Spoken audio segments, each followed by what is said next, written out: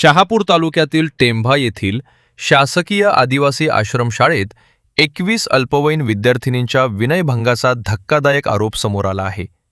आदिवासी विद्यार्थिनींना सुरक्षित वातावरणात शिक्षण मिळावं यासाठी शासनाकडून विविध उपाययोजना केल्या जात असताना हा प्रकार समोर आल्यानं आश्रमशाळेतील सुरक्षा व्यवस्थेवर गंभीर प्रश्न उपस्थित झाले आहेत. या प्रकरणी स्वयंपाक्याचा मदतनीस म्हणून काम करणाऱ्या गणपत गवळी याच्या विरोधात पॉक्सो कायद्यासह भारतीय न्याय संहितेअंतर्गत गुन्हा दाखल करण्यात आला आहे. पोलिसांनी आरोपीला अटक केली असून सध्या या प्रकरणाचा तपास सुरू आहे. 10वीत शिकणाऱ्या एका विद्यार्थिनीनं घडलेला प्रकार आश्रमशाळेच्या अधीक्षकांना सांगितल्यानंतर हा संपूर्ण प्रकार समोर आल्याची माहिती आहे. आरोपी विद्यार्थिनींना त्रास देत असल्याचा आरोप करण्यात आला आहे. विशेष म्हणजे यापूर्वीही त्याच्यावर अशाच प्रकारचे आरोप झाल्याची माहिती पोलिसांकडून देण्यात आली आहे. त्यामुळे इतक्या गंभीर आरोपांनंतरही संबंधित व्यक्ती आश्रमशाळेत काम करत होती का, त्याच्यावर यापूर्वी तक्रारी झाल्या होत्या का आणि प्रशासनाकडून त्यावेळी काय कारवाई करण्यात आली, असे अनेक प्रश्न आता उपस्थित होत आहेत. या घटनेनंतर आश्रमशाळेत शिक्षण घेणाऱ्या विद्यार्थिनींच्या सुरक्षिततेचा प्रश्न ऐरणीवर आला आहे. पालक आणि आदिवासी कार्यकर्त्यांकडून प्रशासनानं या प्रकरणाची सखोल चौकशी करून दोषींवर कठोर कारवाई करावी अशी मागणी करण्यात येत आहे. तसंच आश्रमशाळांमध्ये विद्यार्थिनींच्या सुरक्षेसाठी अधिक कडक उपाययोजना आणि प्रभावी देखरेख व्यवस्था निर्माण करण्याची मागणीही होत आहे. या प्रकरणात तपासातून आणखी काय समोर येतं आणि प्रशासनाकडून विद्यार्थिनींच्या सुरक्षेसाठी कोणती पावलं उचलली जातात याकडे आता सर्वांचं लक्ष लागलं आहे. नमस्कार, मी कमलाकर शिंदे, शहापूर तालुका श्रमजीवी संघटना कार्यालयीन सचिव.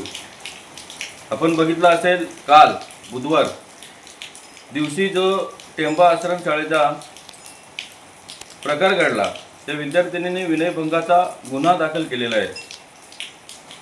अशा पद्धतीचा महाराष्ट्रामध्ये परिस्थिती झालेली आहे आश्रमशाळाची की तिथे सुरक्षिततेचा मोठा प्रश्न पडलेला आहे.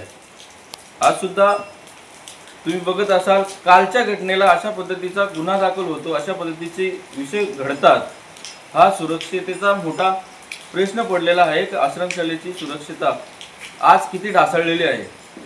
आज तुम्ही बघत असाल, महाराष्ट्रामध्ये युवक असेल, त्याच्यानंतर विद्यार्थी असतील, यांनी अहिंसेच्या मार्गाने आंदोलन, मोर्चे लोकशाही मार्गाने काढतात. पण असे प्रकार घडत राहिले तर विद्यार्थी, युवक हिंसेच्या मार्गाकडे न जाण्यासाठी शासनाने याच्या उपाययोजना करणं गरजेचं आहे. परंतु असं कुठेही शासन प्रशासन उपाययोजना करताना दिसत नाहीत. काल घडलेला प्रकार जो व्यक्ती आहे, तो व्यक्ती या आधीही आगई आश्रमशाळेमध्ये होता आणि आगई आश्रमशाळेमध्येही त्यांनी असा प्रकार केला होता. त्याच्यावर गुन्हा दाखल झाला होता. तो जेलमध्येही राहून आला. त्याच्यानंतर काही दिवसांनी पुन्हा त्याला सेवेमध्ये घेतला आणि मुरबाडच्या मोरोशी आश्रमशाळेमध्ये त्याला रुजू केला. मोरोशी आश्रमशाळेच्या नंतर काही दिवसांनी पुन्हा तो टेंभा आश्रमशाळेला आला आणि टेंभा आश्रमशाळेमध्ये सुद्धा त्यांनी असा प्रकार घडवला. म्हणजे याचा अर्थ शासनाने, प्रशासनाने आणि आदिवासी विकास प्रकल्पवाल्यांनी अशा पद्धतीने विद्यार्थ्यांची रिस्क घेतलेली आहे. खऱ्या अर्थाने यांची सगळ्यांची असं का केलं, त्याला का घेतलं, याची चौकशी झाली पाहिजे. आणि त्या सर्व प्रकाराची पाहणी करण्यासाठी, विचारपूस करण्यासाठी श्रमजीवी संघटनेच्या अध्यक्षा सन्माननीय सीताताई घाटाल आज शहापूर प्रकल्पामध्ये येत आहेत. त्या शहापूर प्रकल्पात विचारपूस आणि त्याचा जाब विचारल्यानंतर श्रमजीवी संघटना पुढचा पाऊल उचलणार आहे, काय नियोजन करणार आहे, ते पुढचं नियोजन आंदोलनाचे, मोर्चाचे जे असेल, पण या शासनाविरुद्ध आश्रमशाळेच्या सुरक्षेच्या संबंधात आमचा पुढचा विषय असणार आहे. सर्वांना धन्यवाद.